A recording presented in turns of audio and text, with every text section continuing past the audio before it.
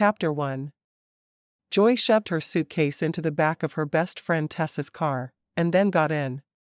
She was taking all of Tessa's things to Montana, and the drive from Illinois would be long, but it would give her time to think. She needed to get out of their little Illinois town just as much as Tessa had. No, Joy hadn't dated her boss who was now about to marry her baby sister, but she had watched everything go down between Tessa and Keith, and it was difficult for her to respect her boss now. How could it not be? Joy cranked up the music and pulled out of her driveway, determined to make good time. The quicker she got there, the longer she would have in Montana. And Tessa had mentioned the possibility of an opening in her school for a counselor. Joy planned to be that counselor. She could easily leave everything she knew as long as she had Tessa beside her. Besides, one of Bob's brothers had been very cute. Hopefully he wouldn't have the same antiquated view of marriage that Bob had. She'd find out soon enough, but she was determined to stop and see the sights along the way. Wall Drug was a place she'd heard about and never been. She was going to conquer it, and then she'd see Tessa. Asterisk. Jim hurried into the stable to check on Moonbeam before starting work for the day. The mare held the family's future in her, well, she had no hands. Maybe in her hoofs? He saw his brother Bob already with her, measuring her stomach, which was something he did every day. Since they'd realized Moonbeam was having twins, things had been just a little more hectic on the ranch. She was a champion mare, and she'd been bred to a champion stallion. Her foals should be the best horses to ever come out of the ranch. At least in theory. That's what Bob told them all anyway. Jim checked her teeth and stroked her gently. He had a way with horses, getting them to do what he wanted them to do, but more than that, he felt as if they spoke to him inside his head. That was a little woo-woo even for Cauldron Valley, though, so he didn't talk about hearing the horses' voices. Well, family knew about it, but no one else. He couldn't keep secrets from his brothers and cousins. Looking deeply into Moonbeam's eyes, he asked, "How was your night? Are those babies making you crazy yet? Tired? Soon? Just a few more months. I'm sorry you're so tired. I'll talk to Kate about adding a little extra energy to your food. Do you think that would help?" Jim was aware of his brother watching him as he spoke to the animal, but he knew Bob wouldn't say a word. He understood what it was like to be a cauldron as well as Jim did. A little. I need these foals born soon. I know you do, sweetheart. Jim planted a kiss on the tip of Moonbeam's nose. I'll talk to Kate about getting you some more energy in your feed.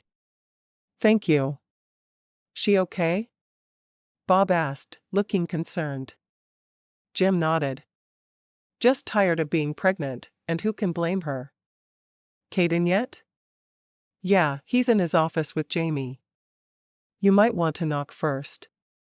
I always knock first, Jim said. Grams raised me to be a gentleman. Of course she did. Bob shrugged. She raised me to be a delinquent. Right. You were always Mr. Straight As. I was the delinquent. Jim hated that everyone around him was so much smarter than he was. He was good with horses, and he knew he contributed to the ranch in a major way, but still, he was always the dumb one. Bob shook his head. You have dyslexia. Do you think the rest of the world looks down on you because of it? Jim didn't answer. No one else needed to think less of him for it. He thought less of himself. He walked off toward Cade's office to let him know how Moonbeam was doing. He knocked twice and impatiently waited for his cousin to come to the door. Jamie opened the door with a big grin on her face, her hair slightly tousled. I'm kind of glad you interrupted. I need to get to work, and Cade was being all handsy. Jim smiled at that, shaking his head. I think you two should reserve your amorous activities for home. Cade laughed. Right. If you had a woman as beautiful as my Jamie, you'd be grabbing her every chance you got as well. Jim shrugged. Probably. He looked at his cousin. I was just chatting with Moonbeam. Oh. What's wrong? She's just tired. Absolutely exhausted. She wants to have the foals yesterday. Can you add a little more energy to her feed? I told her I'd ask you. Kate frowned for a moment before nodding. I'll work on it right away. Tell her I'm going to do everything I can for her. I will. Jim was very aware of the strange look he was getting from Jamie, but he didn't care much. His cousin's wife was going to have to get used to the Cauldron family and their strange ways. On his way out to the main training circle, he stopped and relayed Kate's message to Moonbeam. He wanted the horse to know he hadn't forgotten about her needs. Throughout the day, he kept thinking about his grandfather wanting him to marry and going through every woman he knew, other than the ones there in the valley. And he couldn't stop thinking about Joy, his new sister-in-law's best friend. They danced together at Bob and Tessa's wedding, and he knew he wanted her to be the one he married. It was mid-afternoon when there was a bit of commotion. He glanced over toward the offices in the stable, and saw Tessa, his new sister-in-law with a redhead, and it took him a moment to clue into who the other woman was. Joy. Jim had danced with Joy at the reception, and he'd wanted to ask her to stay forever, but it didn't make sense. You didn't just ask a girl you'd only danced with once to move across the country to be near you. At least you didn't if you had even a modicum of sanity, which he liked to think he did on occasion. He wanted to follow the two women into the stable and talk to Joy. He needed to find out what her plans were. Hopefully she'd come out and talk to him later. Would she even remember she'd danced with him, though? Or would she think he was crazy for being so hung up on her? At least no one knew he was dreaming about her every night and thinking about her all day. No one needed to know that at all. Jim did his best to concentrate on Starlight, the horse he was working with. She was just a colt, but she was about to be delivered to her new owner, a young girl with cerebral palsy, who was wanting to learn to ride. She needed a gentle horse with good manners, and that's exactly what Starlight was. Jim had trained her himself, and Bob had bred her. As long as her family stuck with deck saddles and Kate's feed, the horse would still be carrying little Lisa for years and years to come. Finally, he finished working with Starlight, seeing his helpers all around him, all working on their assignments for the day. It was odd to Jim that he had people working under him, because he had only a high school education, and he'd barely graduated, but he was good at what he did. The other men used his training methods, but if there was ever a horse who was difficult to train, they were sent straight to Jim. He led Starlight back into the stable, and removed the saddle he'd had on her. He didn't dare ride her himself, because he was 6'2" and carried over 200 pounds of pure muscle. He'd let some of the smaller men in his employ ride her when it was necessary to train her to accept a rider. She had been deliberately bred to be small, and it would be hard for her to carry someone of his size. Jim brushed Starlight down, talking to her soothingly and explaining about her going to live with someone else soon. In just 7 days, you're going to get to go live with Lisa. You remember Lisa, right? She came and rode you for a little while. She can't walk very well, so you're going to show her how to move faster. You will love Lisa. Starlight was hesitant in her response. I don't know if I'm ready to live with people who can't talk to me. Of course, you are. And they don't live far, so I can still come and visit some if you want me to. I do. I always do. Jim heard a soft laugh behind him. It's almost like you're listening for his answers. He didn't have to turn to know who it was. His entire body tightened up at the sound of Joy's voice. I'd just like to talk to them. It would be rude not to give her a chance to respond, wouldn't it? She's a beautiful horse, Joy said, walking around him to pet Starlight's nose. You're getting rid of her? Her voice sounded like she was accusing him of something. Well, we are horse breeders, so the goal is always for the horse to move on.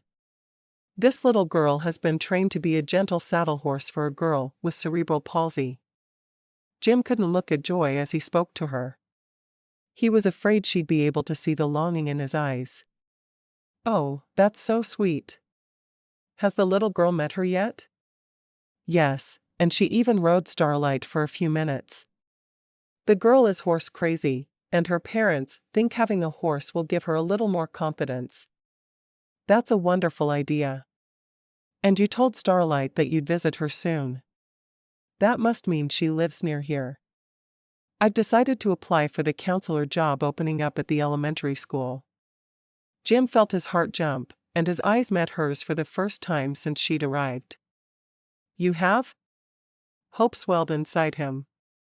He loved the idea of having her close so he could court her. Court? He was getting language from another century again. Date. He wanted to date her. Joy nodded. I don't know that I'll get the job, of course, but I hope I do. Tessa and I work together very well. I'll live at the big house until I find a place of my own in town. That sounds like a good idea. Jim jerked his eyes away. Of course, that'll have you living with my brother Ted, but if he gives you any trouble, I should come to you? Joy said. Oh, heavens no. He pays my paychecks. Jim grinned at her, and she smiled. That's a good point.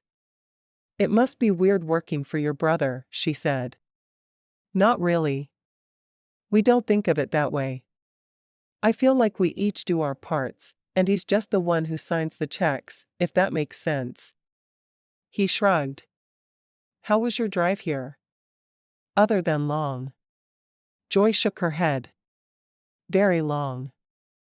I drove up through South Dakota and saw Mount Rushmore and Wall Drug and all the other fun touristy stuff. Did you buy anything at Wall Drug? He asked. He'd never been, but he'd heard it was a tourist trap with everything under the sun. Lots, she said. Probably more than I would ever need. She grinned, shrugging her shoulders. I had fun there. The rest of the trip was pretty quiet. I listened to a couple of audiobooks, and lots of music. I talked to my parents along the way. Lots of fun stuff to do on a long drive. He grinned. As long as you weren't playing that silly game where you go through the alphabet on signs you see. Joy looked away. Guilty.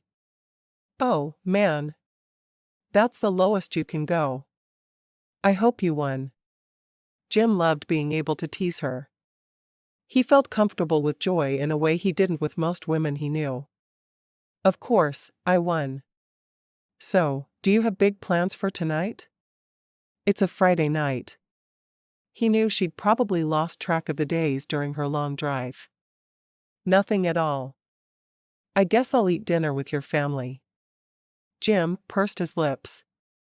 Have dinner with me instead. We'll go out for steak, because we're in cattle country, and maybe see a movie.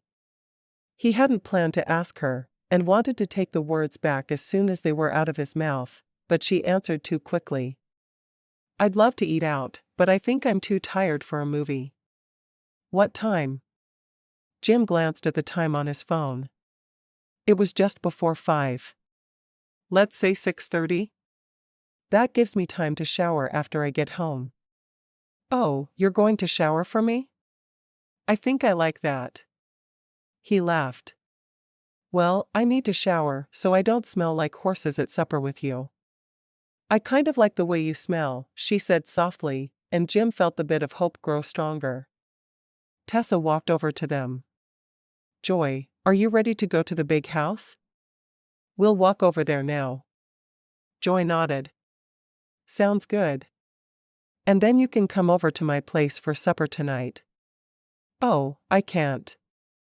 Jim and I are going to go to supper together. You are? Tessa looked between Jim and Joy before shrugging. Sounds good to me. We'll have lunch with Jamie tomorrow, and you can get to know her away from Skype. Joy grinned. I'd absolutely love that. She seems like a lot of fun. Jim watched as the two women walked toward the stable door, one with blonde hair and one with fiery red. Just before they reached the door, the redhead looked over her shoulder toward him. "See you at 6:30. I'll be there." As soon as they were out the door, he muttered, "I'll be there? What kind of lame thing is that to say? I'm such a moron." Starlight whinnied softly. "You want to mate with the girl?" Jim rubbed the back of his neck, embarrassed to have it put so simply. "I guess I do. A good bite to the butt, and she'll be ready to go." Jim laughed softly. "I don't think you understand how humans mate, Starlight." "Oh. Could I watch when it happens then?" "That would be a no." He finished brushing her, and closed her stable door. "Lisa's coming for one more ride tomorrow afternoon, and then you'll go to live with them in 7 days. Are you ready?" "I will be on my best behavior." "Good girl." Jim walked away from Starlight and into Bob's office. "I see Tessa's friend arrived safe and sound." Bob nodded. "Yeah, she's applying for the counseling job at the school. Pop said she could stay with them until she finds a place. If she gets the job, that is, but I have a feeling that's not going to be difficult. It's nice to have new people in the area." Jim couldn't believe Joy might actually be moving there. She had occupied his thoughts for weeks. "You mean it's nice to have a girl around who doesn't feel the need to lick her fingers when she sees you?" Jim shrugged, feeling silly. "That does help." "You moving in on her?" "Moving in on her? You mean, did I ask her out?" "Because I did. We're going to supper tonight." Bob grinned. "Nice. Make sure Ted and Deck know. They don't need to be hitting on her if you've marked her as yours." "Marked her? It's not like I was a cat peeing on her." Jim wasn't sure why his brother was so strange, but he seemed to get worse by the minute. "Where are you taking her?" "I thought I'd take her to Susie's Steakhouse." Jim had the menu memorized, and he wouldn't risk her realizing he couldn't read. With all the tricks they'd taught him through the years he was in school on how to overcome his dyslexia, he just hadn't managed to do it. "You need help with the menu before you go?" Bob asked, his voice low. Jim shook his head. "I have theirs memorized." "No problem." "Good," Bob said. Jim knew his brother was speaking softly so the men who worked for him in the stable wouldn't hear Bob offering to read for him. It was ridiculous just how much work he had to do to hide his secret. "I appreciate the offer though. I'm going home to shower and get ready for my date." "I hope it goes well," Bob said. "Just don't mention that you think she shouldn't work. Women really don't like that." Jim shook his head. "I don't know why you think they would. Were we even raised by the same people?" "We were. And we're brothers, so you should feel the same way I do." "No one in this century feels like you do, Bob." Jim walked toward the door. "Please don't share your ideas about women staying home with Joy. I don't want her to think I live in the 19th century as well." "Whatever," Bob said. As Jim walked the short distance to his little house there on the ranch, he thought a bit about Moonbeam. He'd meant to check in with her at the end of the day, but he needed to get his shower so he wouldn't be late picking Joy up from the big house. He hurried to shower, listening to an audiobook over the sound of the water. He tried to always have an audiobook going. He refused to stop learning simply because he couldn't read. He dressed in a brand new pair of Wranglers and a button-down shirt, complete with his favorite cowboy hat, wanting to look his best for Joy. Before he left his house, he made sure to clean under his fingernails. It was something he detested doing, but it always needed done. Working with horses wasn't exactly the cleanest job in the world. During the short drive to the big house, Jim felt like he was sweating bullets. He wanted this date to go well so badly. He knew there was no real future with a woman with a master's degree, but he wasn't going to let that stop him from trying. She was beautiful and intelligent, and exactly the kind of woman Jim had always dreamed he'd end up with. Joy brought the emotion she was named after everywhere she went, and he couldn't wait to spend the evening with her. Of course, once she started seeing the whole town lick their fingers when they saw him, she was going to think twice about going out with him again. Who wouldn't? Chapter 2. Joy waited in the living room with Pops for Jim to arrive. She was nervous about her date, but she truly enjoyed getting to know the old man better. And his pig, Herman, of course. Every time she was in the living room, there was Herman, sitting by Pop's chair. Of course, the old man snacked in his chair, so the pig was probably looking for a handout, and he was smart enough to know where he'd get it from. "Then what did you do?" she asked. Pop shook his head. "What could I do?" All 6 boys were naked, covered in mud, and mooning every single car that drove past. They were only 5 though, their parents had just died, and my wife couldn't quit laughing. She was absolutely no help. Any idea why they decided to get naked? Pop shook his head. It was probably Jim. He was always complaining about his tallywhacker being confined in his pants. They'd just finished kindergarten, and Jim was causing lots of problems. He hated school as much as Bob loved it. Why did he hate school? Joy asked. She'd always loved school, and she couldn't imagine anyone hating it as much as Pops was saying Jim did. Well, because Pops broke off at the sound of the front door opening. "I hope you've been keeping Joy entertained while she waited for me, Pops." Jim smiled at Joy, still a little disbelieving that she'd actually agreed to go out with him. Pops nodded. "I told her the story about you 6 boys mooning all the cars and your Grams laughing like a loon." Jim grinned. "I remember that day vividly. She wouldn't let us in the house until we'd all showered with the garden hose." "Do you remember why you boys were naked that day?" Pops asked. "No clue," Jim said. "Probably because Wyatt said it would be fun and bet us chores that we wouldn't do it or something. That's how most of those things started."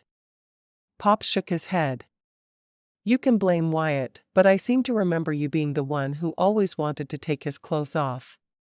Jim smiled at Joy. "I think this conversation has run its course, don't you?" Joy got to her feet, but stopped when Pops said, "Hold on a minute. I want you to sit down and talk for a bit here, Jim.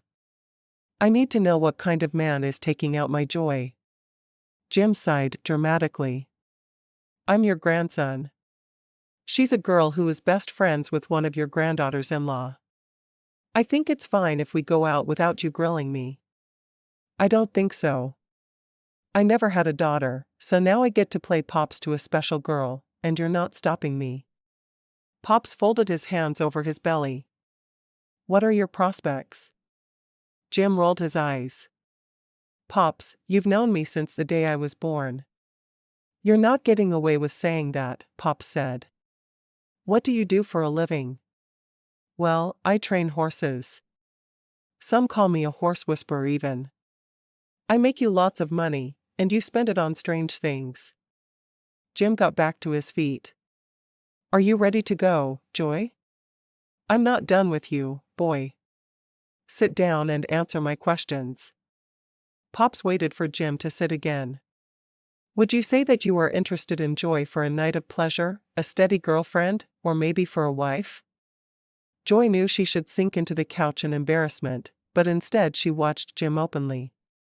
She was very curious about how he'd answer.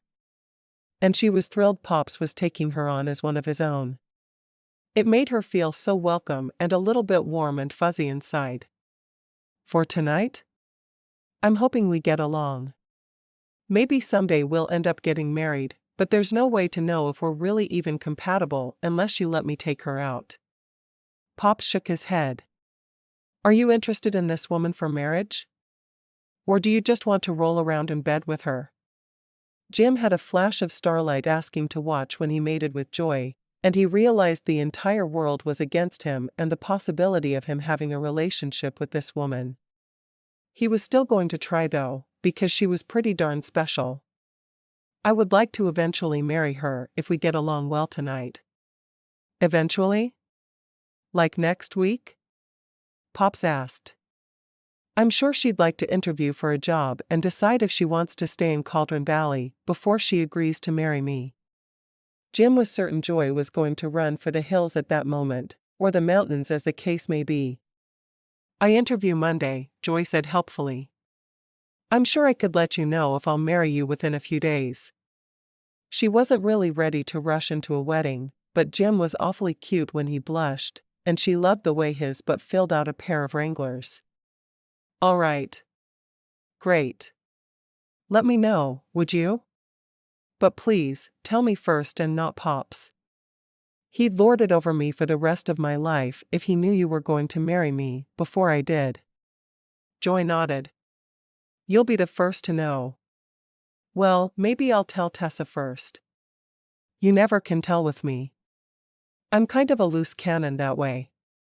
She talked everything over with Tessa, so making sure he understood that would be best. Jim looked at Pops. She's a loose cannon, and you're trying to force me into marriage with her already? You don't need forcing, boy. Besides, better to be a loose cannon than a loose woman. Jim stood up and offered a hand to Joy. Now that Pops is finished tormenting me and making this first date as awkward as humanly possible, I think we should go. Joy grinned. Thanks for keeping me company, Pops. I loved all the stories. She stood up before leaning down and kissing Pop's cheek as he sat in his armchair. We'll talk more tomorrow. You bet your britches we will. Pops had a gleam in his eye that Jim found more than a little frightening. The man was definitely trying to play matchmaker, but Jim was ready to step up to the plate and get her to marry him all on his own. Good night, Pops, Jim said. Stay out of trouble, or I'll have Griselda make you liver and onions. He knew Pops hated liver and onions as much as a germaphobe hates hospitals. Pops shuddered. I would beat you. I might have to have your cousins and brothers hold you down, but I'd do it. Jim laughed as he led Joy out of the house. Sorry about that, he said as he closed the door. Sorry? Pops is amazing. He's my spirit grandfather. Joy had never known her grandfathers as they'd both died before she was born. Really? All right, I guess. Jim led her to his pickup truck and opened the door for her. I thought he was a little over the top. I liked that he was over the top. I'm seriously excited to get to stay with him for a while. I hope you enjoy it then. Ted is convinced there's something going on between Griselda and Pops. She fumbles a lot around him and seems to think he's the bee's knees. She laughed. The bee's knees? Jim shrugged as he got behind the wheel. You know, I was raised by my grandparents, and I picked up a lot of old-fashioned expressions along the way. That one was a favorite of my Gram's. How long ago did you lose her? Joy asked softly. Pops had mentioned her several times, and he'd always looked as if he missed her horribly. It's been 2 years. We all miss her. She was more of a mother to any of us than our own mothers. Your Pops mentioned your parents were dead when you were 5. What happened? They were mountain climbing in Peru, and they froze to death. Jim drove off the ranch and onto the 2-lane highway that would take them into Cauldron Valley. I'm so sorry. Jim shrugged. I barely remember my parents. Pops and Grams were great to us all. Were your parents with your cousin's parents? She asked, a little confused. She knew all 6 boys had been raised by their grandparents. My mother was an identical twin, and so was my father. So, 2 sets of twins married, and my cousins and my brothers and I are all biological siblings according to Bob. Joy blinked. Well, Bob would know. He's a geneticist, isn't he? She knew a lot more about Bob than any of his siblings or cousins, because Tessa told her a lot about him. Yup. He specializes in horses. And it seemed like that horse was actually talking to you today. Jim shrugged. I like to think they can talk to me. I'm sure I'm dreaming things, but it feels like they tell me stuff in my head. Joy laughed at that, certain he was joking. What about dogs? Can you talk to dogs? Or cats? Nope. Just horses. It's weird, I know, but it's always been that way. People say we cauldrons have magic, and I don't know if that's true. It's more like there's something in the water at the ranch, making multiples more common and making people really good at what they do. You know? I guess. Joy enjoyed just sitting in his truck and watching him talk. Where are we going for supper? Susie's Steakhouse. Best food in the entire county. You're going to love it. I'm a pretty big fan of steak. I guess being here will be good for me. Do you raise cattle on your ranch? We keep about 100 head at all times. We're not really trying to raise cattle, but we need some to use to train the horses. Jim stopped at a stop sign and looked over at her. You'll be around cattle some while you're staying there.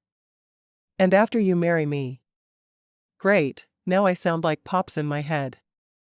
I want to learn to ride, she said softly. I know that you've been teaching Tessa some. I don't teach Tessa, he corrected. Bob is teaching her to ride, but I chose a gentle mount for her. So, if I want to learn to ride, I need to go to Bob after you pick a gentle mount for me, she asked. She really wanted him to teach her, because then they could spend more time together. Jim shook his head as he pulled into the parking lot of Susie's. No, I'll teach you. I would have taught Tessa, but Bob was insistent that he wanted to teach her. As they walked into the restaurant, he held the door for her, and they were seated immediately. Joy looked at Jim, glad she could finally see his piercing green eyes as they sat at the table together. So, what exactly is your role on the ranch? He shrugged. I'm the horse trainer, and general horse whisperer. A waitress came to the table then, and when she spotted Jim, she licked her fingers and raised them toward the sky. Joy saw that her name tag announced her name was Barb. What would you like to drink? I'll just have water, Joy answered. I want a Sprite, and we need an order of jalapeno poppers. Jim realized he hadn't asked her what she liked. Please tell me you like spicy stuff. Joy grinned. I love it. Bring on the jalapeno poppers. After the waitress had left, Joy asked. Tessa mentioned the whole licking fingers and raising them to the sky thing, and I kept seeing people do it at Tessa and Bob's reception. It seems kind of silly to me. Well, you know how people are about triplets, he said. He'd dealt with it all his life, and to him it was just a matter of course. She frowned. No, how are people about triplets? Well, the whole superstition thing about triplets being unlucky. I've never heard of such a thing before I came to this valley. Do people here really believe that? It made no sense to her, and she'd even Googled whether triplets were unlucky. There was no mention of it at all, which made it seem stranger than ever to her. I thought everyone believed that. Jim frowned at her. It couldn't be just a regional thing, could it? Joy shook her head. No, not at all. A man from the table beside theirs seemed to overhear, because he licked his fingers and raised them to the sky. You really need to be careful when you're around those cauldron triplets. It's like when you spill pepper and throw it over your shoulder. Most people do that with salt, not pepper. Joy was surprised the man was interrupting their meal, but she didn't mind. It was fun to chat with other tables. Salt? The man asked as if she'd lost her mind. Why would anyone think spilling salt is unlucky? That's crazy. Joy wasn't sure what to think of the man jumping into their conversation, and what he said made very little sense. Is 13 an unlucky number? She called to him. Course not. You're thinking of 15. Joy looked at Jim, who was nodding his agreement. She wasn't sure what was up with this place, but it seemed nice other than the odd beliefs people had. 15 is unlucky? How do you not know that? Jim asked, obviously surprised. Maybe she wasn't as smart as he'd previously assumed.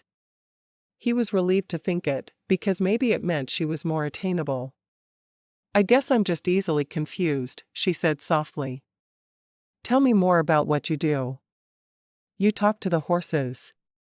He grinned. They do things for me they won't do for others. We've gotten some wild mustangs, and I can calm them by telling them what I want them to do. And that works? She asked. She'd never heard of such a thing. It works for me. My brother Ted tried it once, and it didn't work for him at all. He got kicked and ended up with a few broken ribs. The waitress came back to their table, carefully licking her fingers and holding them up in the air. I have a Sprite and a water. The waitress used the hand she hadn't licked to hand them their drinks, which pleased Joy to no end. I'll be back in a few with the jalapeno poppers. Thank you, Jim said as the woman hurried away. I went to school with her, and she married a friend of mine. She married your friend and she still licks her fingers when she gets close to you like that? It made no sense. Everyone in town must always have wet fingers. He grinned. My friends from school still do that when they see me. It's a common thing around here. All right. Joy figured it was something she'd need to get used to if they were starting a relationship. It was strange, but there were strange things about everyone. The waitress came back with their appetizer, licking her opposite hand as she put the food on the table. What are you having tonight? She asked, obviously very comfortable with Jim, despite her finger-licking ways. I want a medium-rare ribeye with a side of grilled onions, a baked potato, and a salad with Italian. And you? The waitress asked Joy. A well-done 6-ounce fillet, baked potato with just cheese, bacon, and butter. Ranch on the salad. The waitress looked from Jim to Joy. Okay, who's the girl? You can't just bring a stranger in here without introducing her, Jim Cauldron. As she said his name, her fingers went to her mouth and into the air. Joy wanted to kick her. This is Joy. Have you met Bob's wife yet? He asked, watching as Barb once again licked her fingers and raised them to the sky. Barb shook her head. No, but I heard he married a speech therapist named Tessa, and she's going to be working at the elementary school here in town. Yes, well, Joy is Tessa's best friend. She's a school counselor. Jim grinned at Joy. Oh, really? Barb pulled out a chair at their table and sat down for a moment. Are you going to work at the school as well? Where are you staying? Joy was surprised when the woman sat, but she didn't really mind. It was just strange. I'm staying at the Cauldron Ranch. Again, Barb's fingers went to her mouth and then the sky. That's awesome. I hope you'll stick around. She stood up. All right, let me put these orders in and you two get started on your appetizer. Let me know if you need anything. After she'd rushed off, Joy looked at Jim. Do you know her really well? Jim smiled. She was my date for the high school prom. We just went as friends, though. I see. You didn't have a girlfriend in high school? How could I date someone who would have to lick their fingers every time they looked at me? I can't even imagine what they'd have to do if they kissed me. The man from the other table butted into their conversation once more. They'd have to click their heels 3 times, of course. What else would they do? He licked his fingers and held them to the sky even as he spoke. Mr. Dobbins, how do you know what the right thing to do is? Jim asked. How do you not? Licking, sky. Jim shrugged at Joy. So, I guess if I ever get up the nerve to kiss you, you need to click your heels 3 times. And if I don't? She asked, still a little confounded by the odd people of the town. You get 15 years of bad luck. Mr. Dobbins told her. I think I might have to risk it, Joy responded. The whole town and its superstitions were silly. She wasn't about to click her heels every time he kissed her. Hopefully their relationship would grow, and they'd be kissing often. Mr. Dobbins tapped each ear. Why did you do that? Joy asked. He doesn't want your bad luck to rub off on him, Jim said like it was the most normal thing anyone in the world had ever said. Joy asked no more questions as they ate, and he paid for their meal. Once they were on their way out, she said, "This town is just a little strange, isn't it?" Jim shrugged. "I don't know why you'd say that. Seems normal to me." She didn't know how to respond to that at all. She'd loved her date with Jim, and she thought he was a great guy, but all of the strange superstitions of the town might just drive her crazy if she stuck around. As they drove toward the ranch, she couldn't stop thinking about what it would be like to kiss him, heel clicking or no heel clicking. She was so tired, but she wanted that goodnight kiss. He turned into the driveway and stopped in front of Pop's house. "Are you willing to risk being kissed by a triplet?" he asked. He knew it wasn't the right thing to do, but he just couldn't resist. Her lips, he'd been watching them all night. They were plump, and they had a tiny bit of steak grease on them, making them shiny. His eyes couldn't help being drawn to her mouth. Joy looked over at him. "I don't think triplets are bad luck," she told him. "And I've been wondering what kissing you would be like for weeks now, ever since we danced at Tessa's reception." He got out of the truck and walked around to open her door. She expected him to walk her to the door and kiss her there, but he surprised her. Instead, he opened the door and moved closer to her, invading her space while she was still sitting in the truck, and he was standing on the ground. Leaning down, he pressed his lips to hers, and he smiled when she parted her lips and invited him to deepen the kiss. His tongue traced her lips, getting the little bit of moisture left from the meat off of them. He swallowed hard as he stood up. "Wow." Joy nodded. "I'll second that." "Wow. Tomorrow night?" "I promised I'd have supper with Bob and Tessa." "Tell Tessa I'm coming too, and we'll play euchre. It's my favorite card game."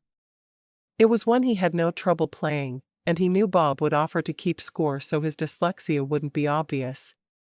Joy grinned. "I've been playing that since I was a little girl." "Good. We'll kick their butts." He kissed her one more time before walking her to the door. "Good night, Joy. Thanks for coming into my life." Joy was still smiling as she closed the front door and walked toward her room. Jim Cauldron was something else. Chapter 3. Joy spent Saturday with Tessa, catching up on all the things she'd missed in her friend's life. They'd had regular video chats, but it wasn't the same as sitting down with a glass of Tessa's homemade lemonade and talking over a plate of cookies. "Do you think you could sneak away for a couple of days and show me around Yellowstone?" Joy asked in response to Tessa's gushing over how beautiful the national park was. "Maybe." Tessa bit her lip. "I hate the idea of being away from Bob so early in our marriage though." Joy managed to not roll her eyes. It hadn't been that long since Tessa had called her in tears because Bob wanted her to stay home and wouldn't consider the fact that she wanted to work instead. "I can understand that. Enough about me. How was your date with Jim last night?" "He's such an amazing guy." Joy smiled. "It was great, though the man at the table next to us kept telling me to be careful of Jim, and he told me that any time I'm kissed by a triplet, I need to click my heels 3 times. Tessa choked on a bite of cookie. "Oh, well. I hadn't heard that one. And then he said the number 15 is unlucky, and he said number 13 is fine. There are some strange people in this town." Tessa nodded emphatically. "Very strange people." She looked at Joy. "But you still haven't told me if you had a good time. Are you seeing him again?" "Oh, yes. He's coming over for supper tonight, and we're going to play cards after." Tessa frowned. You were supposed to eat with me tonight. I know. He's coming to your house for supper. He said you wouldn't mind. Joy couldn't help but grin as she said it. It was fun to think that there were people who just announced they were going to someone else's house. Joy would do it with Tessa, but she couldn't think of anyone else she'd feel comfortable inviting herself to dinner with. I don't mind. He's my new brother. Tessa shook her head. Maybe he should have said something, though. Probably, Joy replied. He doesn't seem to think he needs to be invited to his brother's house, though. And that makes a lot of sense to me, Tessa said. He feels all right dropping in on any family unannounced. I think it's part of living so close together. I guess. Joy looked around. So, what are you making for supper? She knew Tessa hated cooking, and she hoped having one more mouth to feed wouldn't be too much of an imposition. I'm going to make some French fries in the oven, and Bob is going to grill burgers. I might make some baked beans, but I haven't decided for sure yet. Tessa shrugged. Turns out Bob loves to cook, and I don't. So, he makes dinner on the weekends and sometimes during the week. Where is he now? Joy asked. All 6 of the cousins met up to discuss Moonbeam again. She told Jim she was too tired to wait until September to have the foals yesterday, so they're trying to figure out what they should do about it. I know Kate is going to mix up a new feed for her, but they're worried. Who is Moonbeam? Joy asked, confused. They all consider her the future of the ranch. She's a mare who is pregnant with twins, and it's rare for a horse to have twins. They're worried she won't make it through, and she's a champion, who was bred to a champion, so they really have a lot invested in these foals. Wait, a horse told Jim that she was exhausted? Are you kidding? Jim had talked to her about being a horse whisperer the night before, but she hadn't realized he actually thought the horses talked back to him. Tessa grinned. You know, some people say the guys are magic, but they insist it's just something in the water. Bob unerringly brings in the right stallion to breed a champion. Jim feels that he can hear the horse's thoughts in his head, and he acts on them. They will do just about anything for him, too. That's really strange. Kate is the same way with the horse feed. Deck has never made a saddle that didn't make the horse who wore it a champion. And Wyatt's something else. He's never lost a wager. And he will bet on anything. It's odd, but it's how they are. Does that mean it makes more sense for the people in town to lick their fingers? Joy frowned. So, Jim really believes he can talk to horses, and they understand? What kind of psycho place had she landed in? He does. But he doesn't tell people that. I only know because Bob told me. But it's okay. Jim's not sure if he really believes it, but what he senses them saying always seems to make sense in the situation. So, he goes with it. Bob said he thinks that Jim makes up what he thinks they need, and that's what he hears them say. And they think this ranch produces multiples somehow. Something about that water. I see. Joy's mind was spinning. Does that mean if you have kids, you're going to have multiples? Tessa shook her head. I certainly hope not. I cannot imagine doubling up. It would be so hard. It would. I'm going to talk to Jim about this. He won't mind, will he? Nah. Jim's not sensitive about it. Not like he is about. Tessa clamped her hand over her mouth, obviously realizing she was speaking out of turn. What is he sensitive about? You obviously know a big secret, and as your best friend, I demand you spill your guts right this second. Joy needed to know all she could about Jim. He didn't have a child somewhere, did he? Tessa shook her head. This isn't something I can tell you. You're going to have to wait for Jim to feel comfortable talking to you about it. Are you kidding me? With a lead up like that, I'm sure it's something catastrophic. Does he have a child somewhere? Has he killed someone? Did he do some time in the slammer? Does he secretly want to move to Antarctica to play with the penguins there? Your mind is scary. No wonder you went into psychology.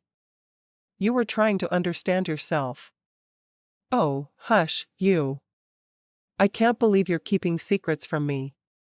Joy wanted to find a way to get it out of Tessa, but she knew once her friend made up her mind not to tell, she never would. I interview on Monday morning. Tell me about the school. Tessa shrugged. It's a rural school. The secretary and principal are nice. They're the only people I've met so far. School's out, so there shouldn't be any kids around for the interview. And the principal and secretary will do the finger-licking thing if you mention the Cauldrons, of course. Of course. You've already been called in to do something, right? Yes, but it was an unpaid favor more than anything else, and I can't talk about it unless you get hired, and then I can spill my guts and let you know everything. Joy sighed. You're keeping lots of secrets now. Being married has changed you. Tessa laughed, shaking her head. Only a little. I have always kept secrets from people, just not from you. She jumped to her feet. I think I'm making the baked beans. Come and chat with me while I do. All right. Asterisk. I added some more protein, hoping it would make Moonbeam a little peppier, but it doesn't seem to be working, Cade said. Have you talked to her today, Jim? I haven't yet. I can go talk to her now. Jim got up and rushed from Bob's crowded office where they were holding the meeting. As he hurried, he wanted to kick himself for not thinking to talk to Moonbeam before the meeting. You have one job. He stopped in front of Moonbeam, putting a hand on each side of her face. Looking deeply into her eyes, he asked, How are you feeling today? Any less tired? A little. I still feel so tired. And I think there's a rock in my shoe. Jim nodded. I'll check your shoe, and I'll tell Kate how you're feeling. We're really worried about you, Moonbeam. When he finished speaking, he went to her side. Front hoof or back? Front. Jim checked her left front hoof, and sure enough, there was a pebble in her shoe. He carefully removed it, and then stepped back from her, smiling. I got the pebble. Thank you.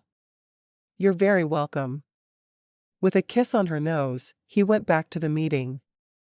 Sorry, I forgot to talk to her before the meeting. I'm a little out of it today. Ted grinned at him. Found too much joy with Joy last night? Jim shook his head, trying to keep away the goofy grin hearing her name wanted to put on his face. Ted was mostly quiet, but he loved to tease everyone around him.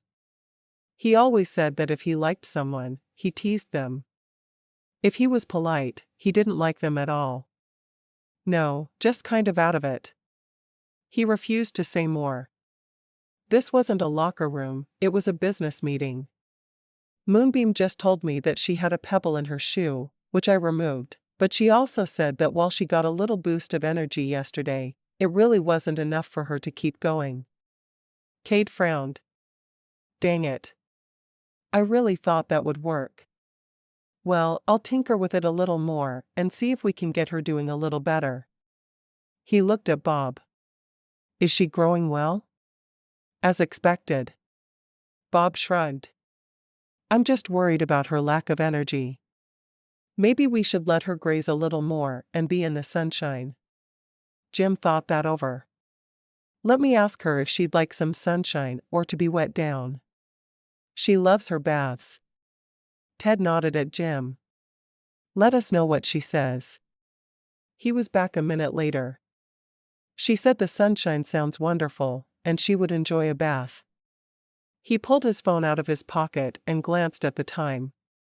I'm supposed to be at Bob's for dinner in 30 minutes, but I think I could have a couple of my assistants bathe her.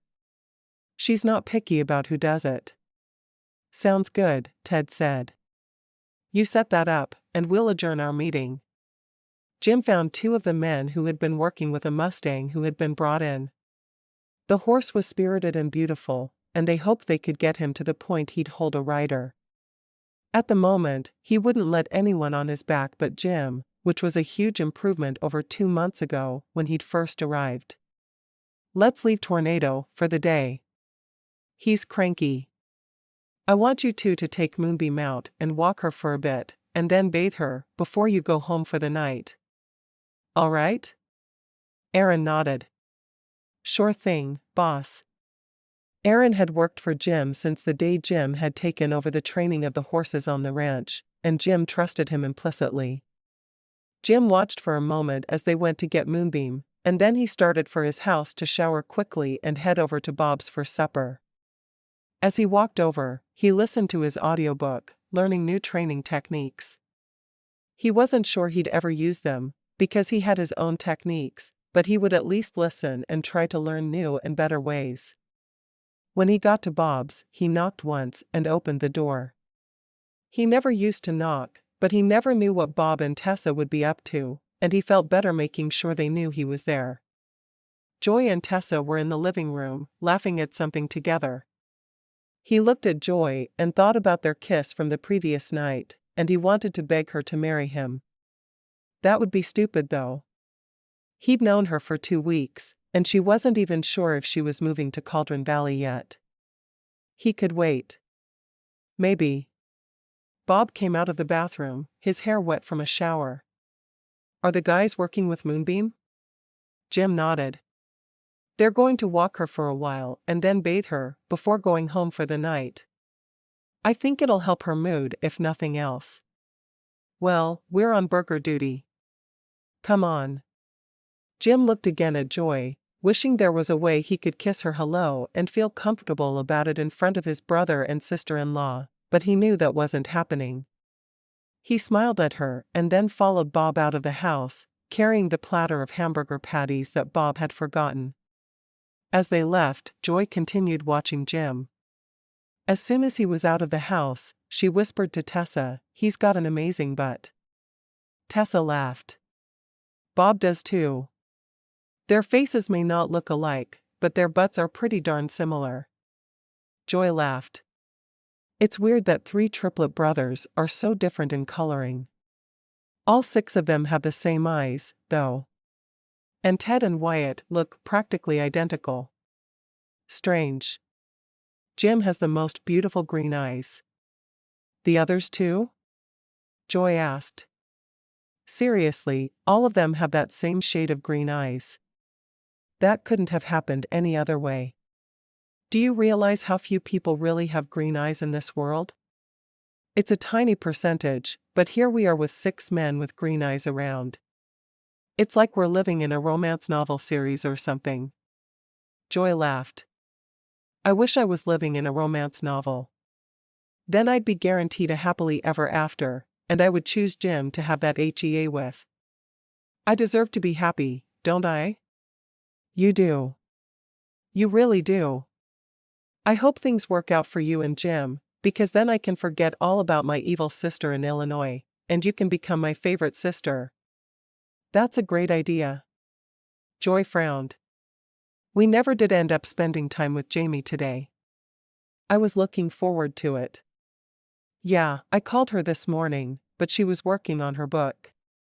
She wants to spend some time together before Sunday dinner at the big house tomorrow." "That sounds good." "You're coming early too?" "Yeah," Tessa said. "We need to help Griselda with supper." "Griselda doesn't seem to need help." "Oh, she doesn't. It's just an excuse to hang out." Joy grinned. "I like the way you think." Chapter 4. All through supper, Jim kept watching Joy, grinning uncontrollably.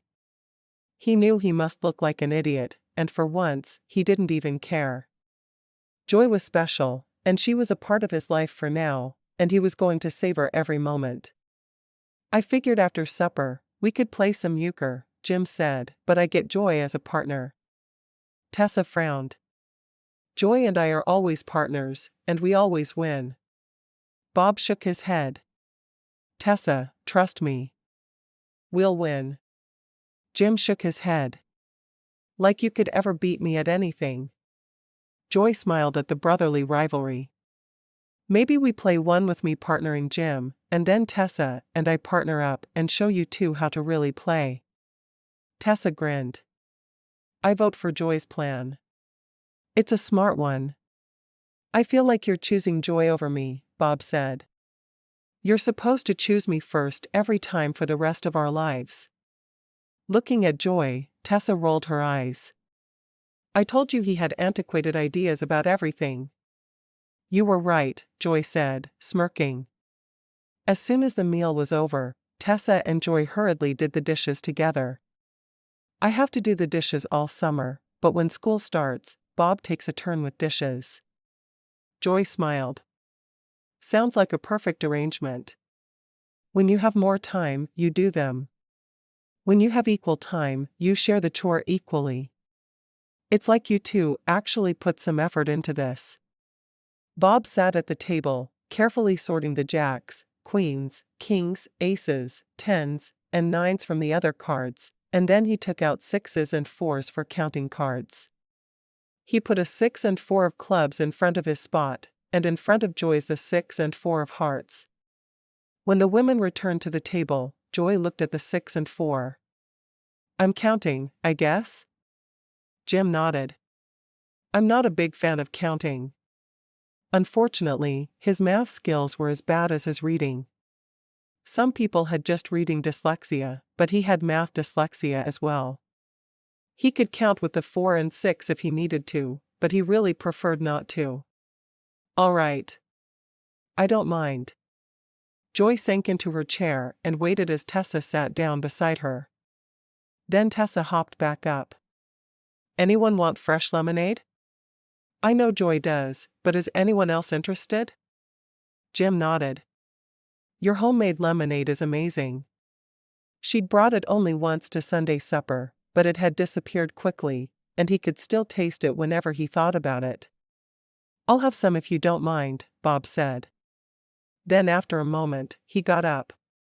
I'll help you get it. Joy hid her smile. It was obvious Bob was trying to be a good husband and remember to help Tessa, but he didn't always do it. Joy knew Tessa was thrilled with the effort, because they'd talked about it.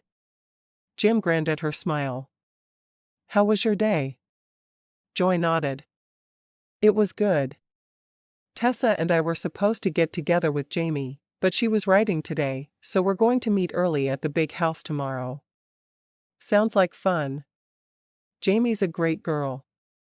Jim didn't know her as well as he knew Tessa, but what he did know, he really liked. We're already Skype friends, but I want to be real friends with her. Skype friends? Jim asked. She popped on and talked to me once while I was Skyping with Tessa. We got to know each other a little, and they tormented me. I can't wait until I get to hang out with her in person. I'm sure we're going to be great friends. Jim nodded, pleased she was making friends with Jamie. The more ties she had to the area, the better it would be for him. And you interview Monday? Yes, at 10 in the morning, and I'm terribly nervous. I really want to be able to work with Tessa again, because we're a great team. I can see that. Bob and Tessa returned with the lemonade, putting the drinks on the table. All right. Now I deal. Bob quickly dealt the cards, and Tessa peeked at the ones she'd received. A slow smile spread across her face. Jim looked at his cards and nodded. Looked like Joy had a great hand, and he could easily back her up with whichever suit she wanted for trump. At the end of the first game, he and Joy had won, but just by 1 point. All right. Switch teams. Tessa called out, grinning at Joy. We'll win now. Joy laughed. We were beaten once in the student union, remember? Tessa nodded. I'm still sure that Jeff and Adam cheated. Probably, Joy said. They were always cheating at cards and saying they were better because they were math majors. It used to really piss me off. Me too. We never played with them again after that first time. Why would we? Tessa asked. They cheated. Jim looked back and forth between the two women as he shuffled his cards. Sounds like you two have a nice long history together. He'd known Joy was Tessa's best friend, but he hadn't thought a lot about how far back their friendship went. We were roommates in grad school. We both did our undergrads at other schools and knew no one, so we started hanging out together, and we became best friends. We ended up working for the same school, which was in the same town Tessa grew up in. I was 2 towns over, so we were rivals in high school. Anyway, we have been friends ever since, Joy said. Jim nodded. Bob and I have known one another for a long time as well, he said, his face perfectly straight. Joy laughed softly. I bet you knew one another before birth. Bob nodded. I put up with him for that long. They all laughed at that, and went on to play another game. This time the women did win, and Tessa and Joy gave each other fist bumps across the table. Jim shook his head. I'm not sure about letting you two play as partners again. Bob looked at the time on the microwave. It's getting late. It's 9:30, but I take it that means you're ready to be alone with your wife, Jim said. I'll walk Joy back to the big house. Tessa frowned at her friend. Do you need a sweater? It's chilly at night. Joy shook her head. I have a feeling Jim is going to keep me nice and warm. Jim grinned. I'll do my best. After they'd all said their goodnights, Jim and Joy began the walk to the big house. That was fun, Joy said. I can't wait for a meal when the whole family is together. It's a lot of fun, Jim told her. Just don't let Ted, Deck, or Wyatt flirt with you. There might be fists flying. Joy shook her head. I can't help what they do, but I won't flirt back. That's all I need to hear. He stopped at the stable, looking inside to see if Moonbeam was put up properly. If you need to check on the horses, I don't mind going with you, Joy said, remembering what Tessa had told her about Moonbeam. Jim looked at her for a moment. You wouldn't mind? Not at all. They're your livelihood, and I like watching you with them. He nodded. He would feel awkward talking to Moonbeam around her, but she needed to know that he was odd starting now. He led the way into the stable, and walked to Moonbeam, putting a hand on either side of her head.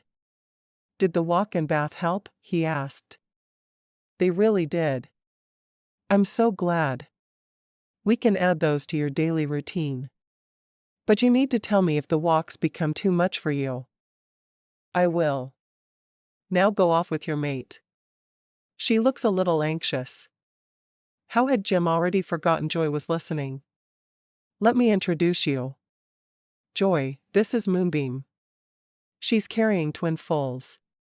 Moonbeam, this is Joy. Joy wasn't sure how to respond, so she stepped forward and put her hand on Moonbeam's nose. Hello, Moonbeam.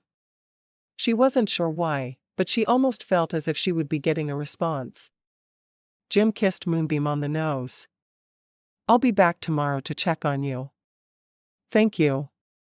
Jim took Joy's hand and led her from the stable. Moonbeam is really special to me. I can see that. Joy watched him as they walked. Tessa said the horses spoke to you and would do anything you said. Yeah. I mean, I'm sure they don't really speak to me, but I tend to feel what they need. So, I make sure they get it. Moonbeam is a little older than most Maras that we breed, because she's already had a racing career. She's an amazing horse. This is only her second pregnancy, and she's already 6. Are twins normal? Joy didn't know much about horses, but she'd never heard of one having twins. Of course, that didn't mean much. Jim shook his head. No, not at all. They're rare in horses, and actually quite dangerous. We're all concerned for her. Are you worried you'll lose her? She asked. A little. The foals are in danger as well, and we don't want to lose any of the 3 of them. We've been concentrating on keeping her healthy. All of us. I can see that. He led her to the back porch of the big house, and sat down on the porch swing, patting the spot beside him. "Sit with me." Joy happily sat on the swing, trying to do her best to sit in the middle of the space available to her. She didn't want him to think she was avoiding him by sitting way on the other end, but she didn't want to practically sit on his lap either. Well, she wanted to, but she knew it wasn't a great idea. His arm went around her shoulders, and he pulled her closer, and she smiled. "I've been wanting to do this all night," he said softly. "Me too. I just didn't know how with Bob and Tessa sitting right there." She rested her head on his shoulder, content to just be close to him. "So now I guess you know my big secret. I can talk to horses." She nodded, her hair tickling his nose. "I do. And I don't think any less of you for it. I actually think it's kind of cool." "Good. No more secrets I need to know?" Joy asked, wondering exactly what Tessa had been talking about earlier. "Not at this point," he said. He wasn't about to tell her about his dyslexia, but it sounded like she knew something. "Did someone say I had a secret?" He'd tell her when he was ready, but today was not the day. Not deliberately. "Tessa let something slip about a secret you have, but she stopped herself before she told me what it is. If we get closer, I'll tell you." Jim wasn't about to share something like that with someone with 6 years of higher education. Not when he would have flunked out of trade school. "So, you're a man of mystery, huh?" Joy asked, not minding if he had a secret from her while they were snuggled together on the swing. "Only about some things." "Did you click your heels together after we kissed last night?" he asked. "No, I was too busy trying to keep my feet on the ground to worry about any kind of clicking." He looked down at her, a grin on his face. "Maybe we could try again, and see if the kisses have the same effect on you.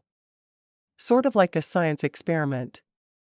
"I like the way you think," Joy told him, turning so she was facing him on the swing.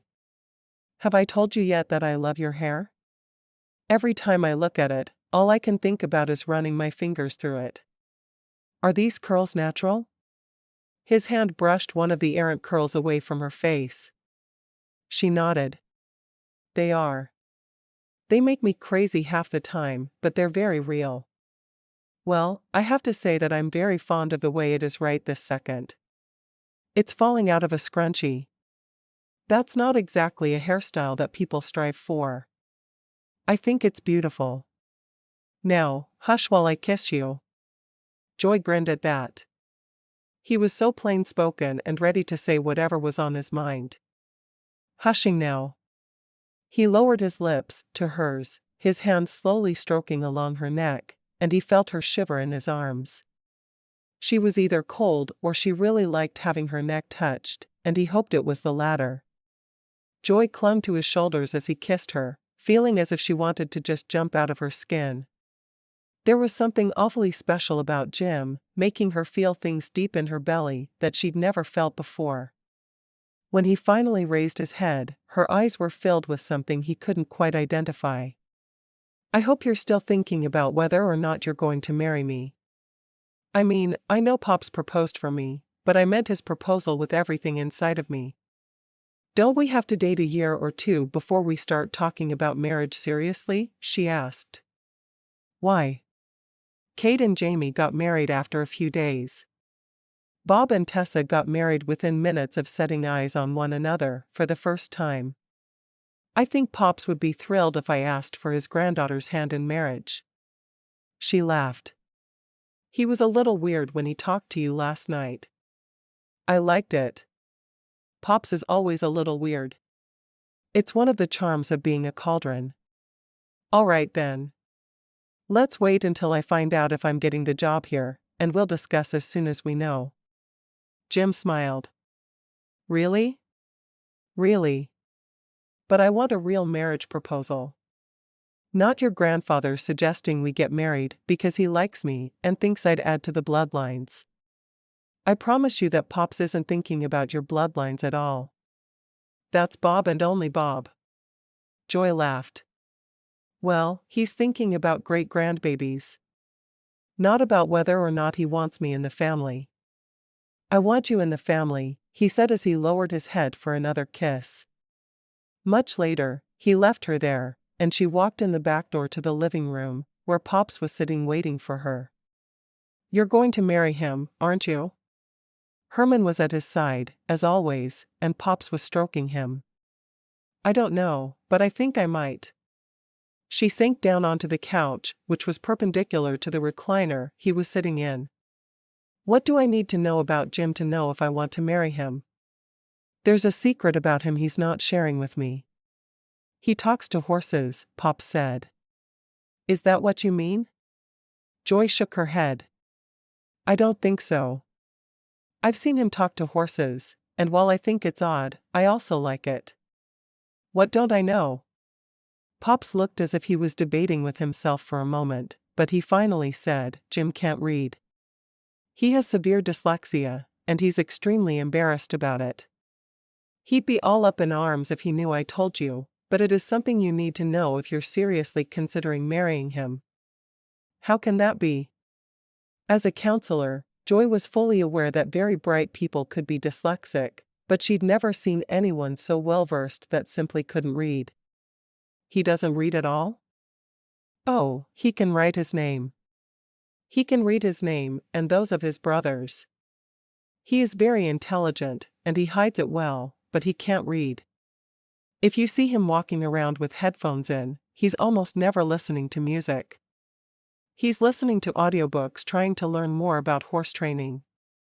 He's listened to many of the classics, and he can carry on conversations with anyone about anything. But it's because he keeps pushing to educate himself without being able to read. Joy sat back for a moment, stunned by the information the old man was providing. Wow. I had no idea. If knowing that makes it so you want to run for the hills, do it now. Before you even interview for that job, and give him a reason that's anything but the truth. He always feels inferior because of his learning disability, and I think that's ridiculous. He can't help the way he was born. I would never break off a relationship for that, she said. But maybe she would have not gotten to know him if she'd known. I've worked with a lot of dyslexic kids, and they can be really smart. They just feel like the letters dance on the page in front of them. At least that's how one of my students described it. Pop smiled. You probably know a lot more about dyslexia than I do, but I can tell you, we put in hours every night working through his homework with him. He hated that all of his brothers and cousins and friends could read, and he couldn't. It took us months for him to learn to write Jim. I thought my wife was going to lose her mind. I can see that. Joy got to her feet and leaned down to kiss Pop's cheek. I'm heading to bed. You've given me a lot to think about. As she walked back to the room she'd been given for her time there, she couldn't help thinking about how Jim would feel if he knew she was aware of his learning disorder, and she promised herself he wouldn't know she knew until he told her. She was so lost in thought, she almost bumped into Deck on the way. He caught her by the shoulders and said, "Whoa there. I'm sorry. I didn't see you there." Usually she would have been friendly enough to strike up a conversation, but instead, she walked around him and went straight into her room. Jim couldn't read. She needed time to wrap her mind around that. Chapter 5. Joy spent a lot of time on Sunday walking alone on the ranch. She couldn't stop thinking about what Pops had told her the night before, and she felt strange knowing something about Jim that he hadn't told her. It almost felt like a betrayal, but she hadn't asked for the information, so how could it be? While she was walking, she stopped into the stable to see Moonbeam walking over and stroking her nose. How are you feeling today? For some reason, Joy felt very drawn to the horse, as if they'd become friends. She's doing a lot better now that she's had a bath. I'm going to tell the men to give her one every evening. Why aren't you up at the big house for your girl thing? Jim asked from behind her. Joy jumped almost a foot. Where did you come from? She hadn't expected anyone to be in the stable, though that was probably a little crazy. There always seemed to be someone in the stable. He grinned. I was in Bob's office for a minute. I spent quite a bit of time today walking Moonbeam, and I just wanted to sit and think for a minute. Well, other than you scaring me out of my britches, I'm happy to see you. She took a step toward him and wrapped her arms around him, feeling good just to be in his embrace. She knew nothing else mattered. He smiled. Aren't you supposed to be at the big house? He asked again. Obviously, she'd gotten distracted by him. It felt good to know that. He was thrilled to see her though. She nodded. I need to walk over there right about now. The girls and I are meeting in about 15 minutes. I just wanted to pop in and see how Moonbeam was. I feel a strange connection to her. She would feel strange admitting that to any other man, but she knew Jim would understand. So do I, but for me, it's not so strange. He looked at her for a moment, realizing her hair was tousled by the wind. He stroked a few strands out of her eyes, and he dropped a kiss on her nose. You're a little pink from the sun. She shrugged. I always forget sunscreen, and what they say about redheads is true. We burn badly.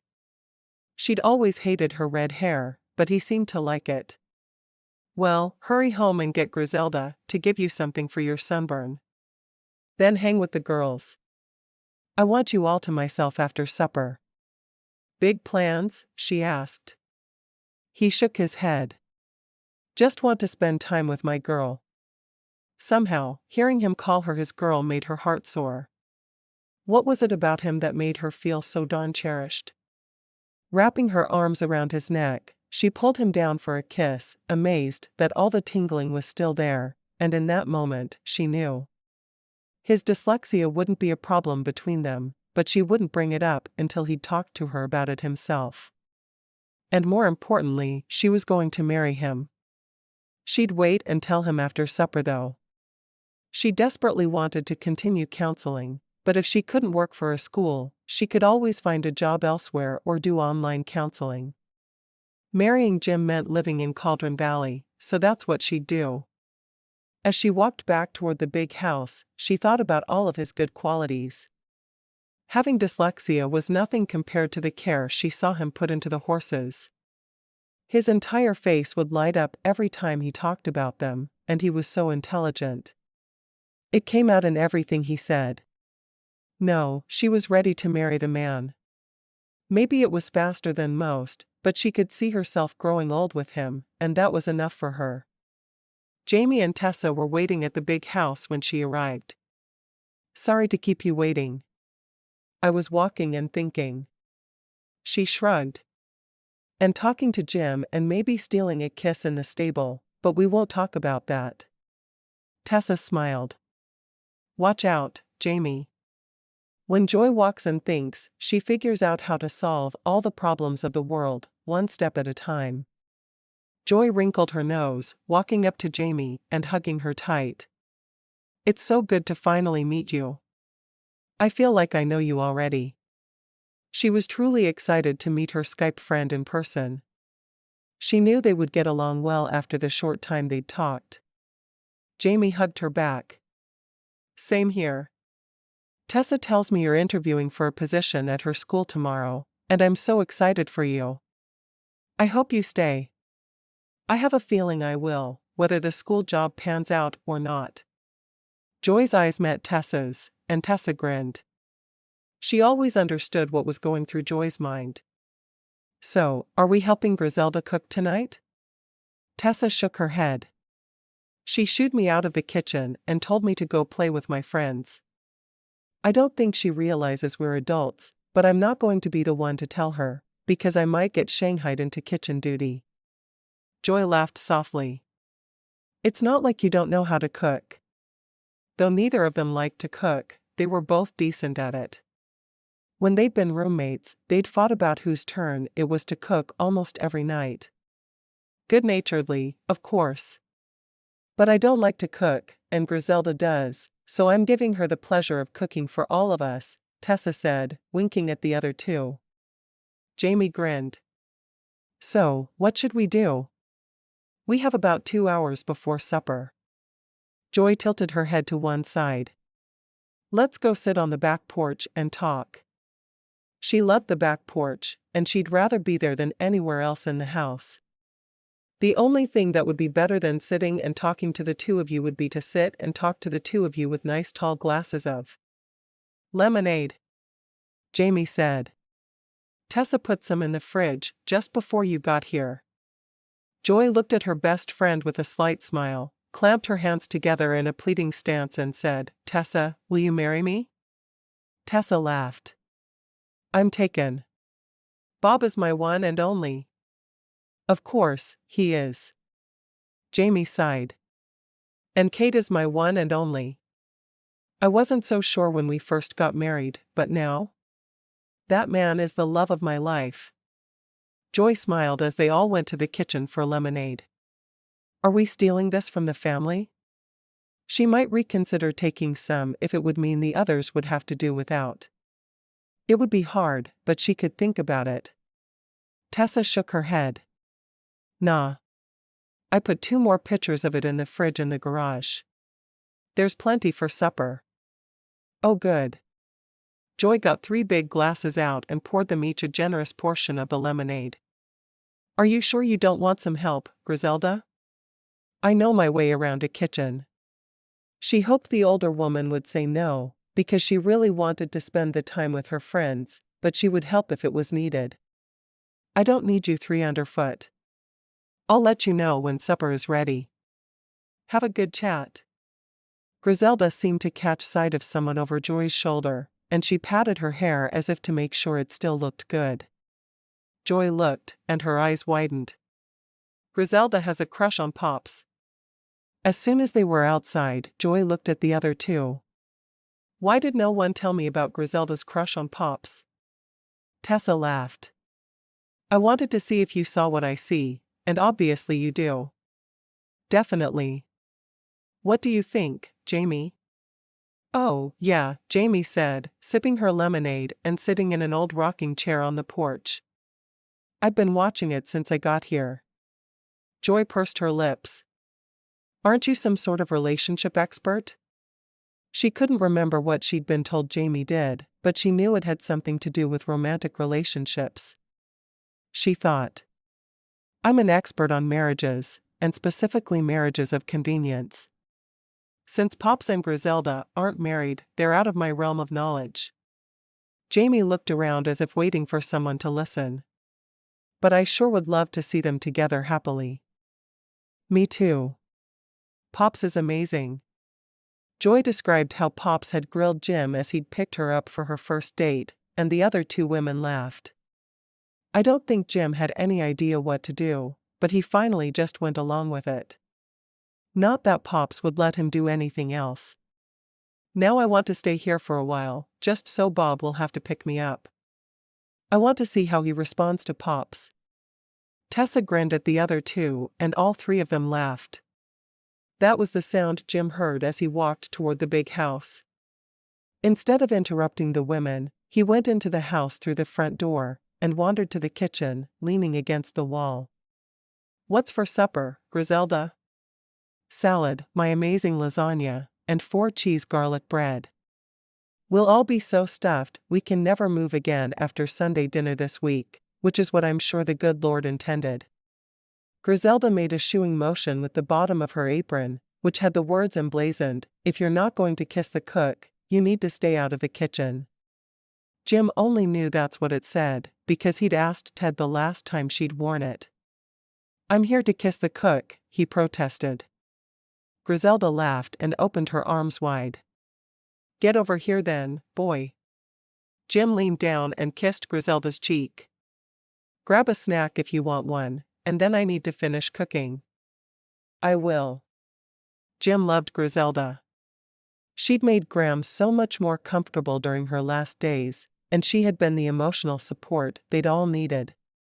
Her little crush on Pops was sweet, and it was fun to tease Pops about it whenever they got the chance. He opened the fridge and found a couple of pieces of string cheese and a Pepsi, taking them both into the living room where he knew Ted and Pops would be sitting together. "You can stop being bored. I'm here."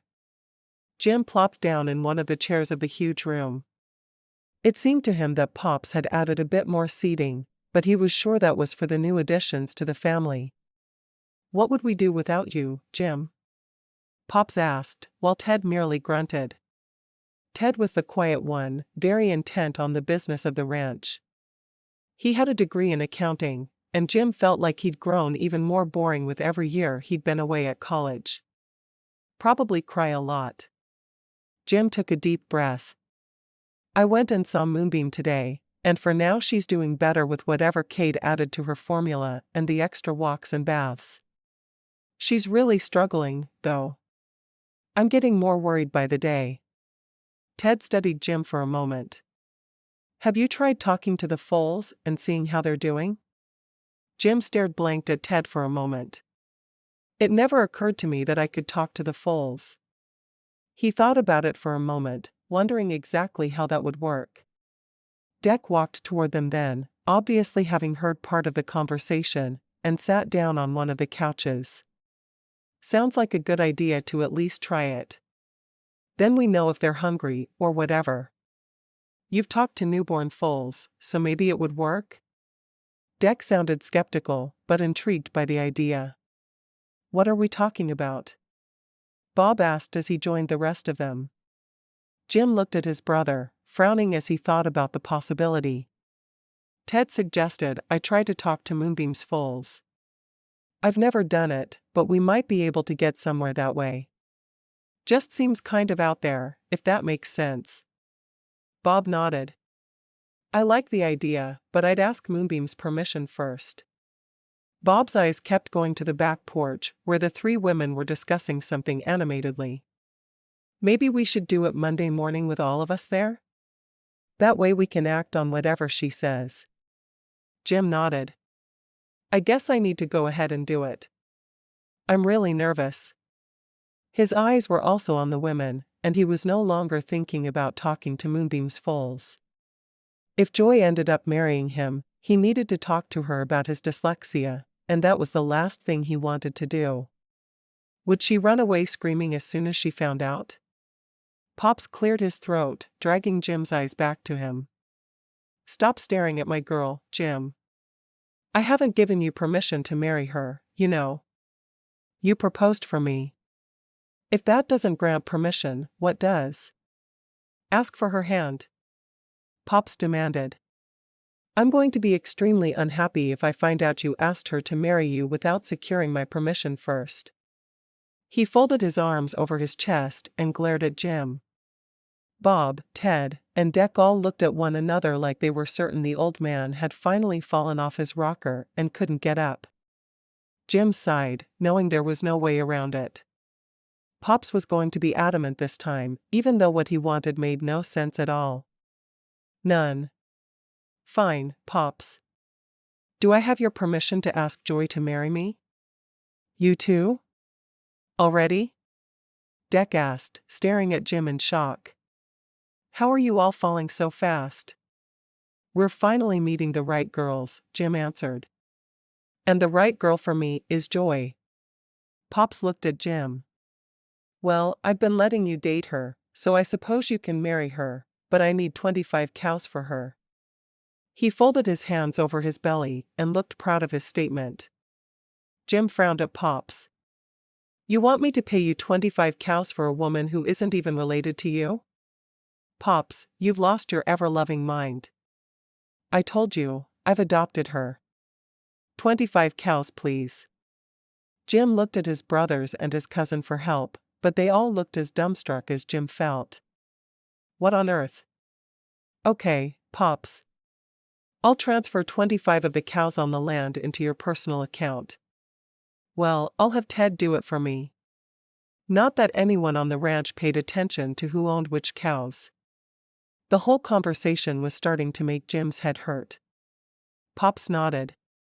"Just so you understand, my Joy is worth a lot." Ted nodded. "Sure, Pops." Jim wasn't sure what was going on in the old man's mind, But he refused to care as he turned and started watching Joy with the other women again. She seemed so full of, well, joy. He could see her hands waving as she talked, and all three of them laughed often. He wanted to go out there and take her away from her friends, but he knew better. Joy was happy, and her being happy made him happy. When Griselda called them for supper, Jim went to the porch to tell the women to come in. "Supper's ready," he said, his eyes on Joy. Her face lit up at the sight of him, and she walked toward him and smiled. "Thanks for letting us know." "I hope you're hungry," he said, not able to take his eyes from her lips. He wanted to kiss her so badly, but Pops didn't have his 25 cows yet, and he was sure the man would lose his mind if he kissed her in front of him. "Starving?" She put a hand flat on his chest as she looked up at him. "You're all mine when we're done here," Joy said softly. "Good, because I'm dying to kiss you, but Pops doesn't have his cows yet, so I probably shouldn't." "Cows? Don't even ask." He took her hand in his and led her to the table, which was big enough for all of them plus several more people. "Thanks for letting me join the family supper," Joy said, feeling a little out of place. "Well, it's really Jim we're letting join," Pops said. "He's going to pay me 25 cows as your bride price." Joy blinked a few times. Jim's comment about Pops not having his cows yet was starting to make a tiny bit of sense. That sounds reasonable. She had no idea what he was talking about, but whatever. He'd accepted her as his own granddaughter, and she felt loved. Jim shrugged at the news. If she thought it was reasonable, did that mean she'd decided to marry him? He'd ask after supper. Oddly enough, he had his mother's engagement ring in his pocket. Grams had given Jim his mother's ring, saying that he was the most like his mother had been. She'd told him to give it to the woman he married. He was ready to ask Joy to marry him spectacularly, though there would be no dancing in the streets or anything like he'd seen online. He didn't feel like large gatherings of people were a good thing. Think of the germs. All through the delicious meal, he felt the bulge of the ring in his pocket. He wanted nothing more than to drag her away from supper and ask her to marry him, but Pops wouldn't approve of that for sure. No, he'd demand to see the cows first, and Jim couldn't produce cows out of thin air. Why cows anyway? Besides, the food was too good to leave behind. And Griselda had made her cupcakes for dessert again. How could he resist her cupcakes? The last time she'd made them, they were all chocolate, but for some reason one of them had red icing. He'd gotten the red one, and Griselda had made sure to hand it to him. It was strange. He was sure she'd lived with Pops for entirely too long, or she wouldn't be doing odd things like that. No, he'd have to wait until after supper, and when he looked her way, he saw Joy was peeking back at him. They were definitely talking soon.